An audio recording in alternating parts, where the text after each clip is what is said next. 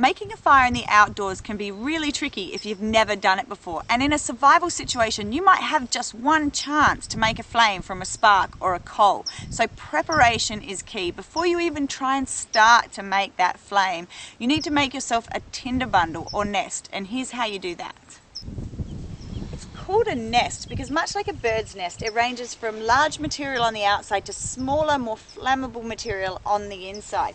Now I have the inner bark of a juniper bush here.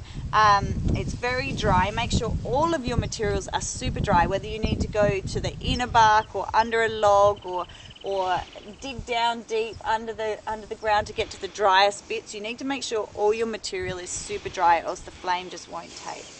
And then you soften up the inner bark by working it until you can tie it into a nice knot. And it's this knot that gives the nest its shape.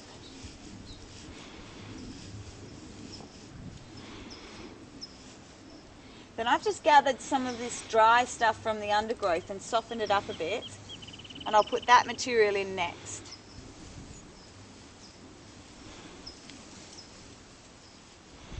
Ranging down to my smallest material.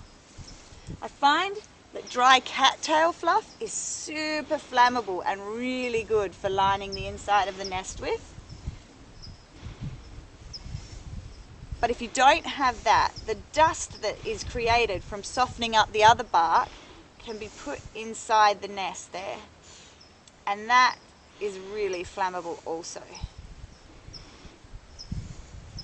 You want the nest to be firm, but not so tight that no oxygen can get into it when you're lighting the flame. That's a good example of a nest. So with my nest ready, it's time to move on to the next step of fire preparation.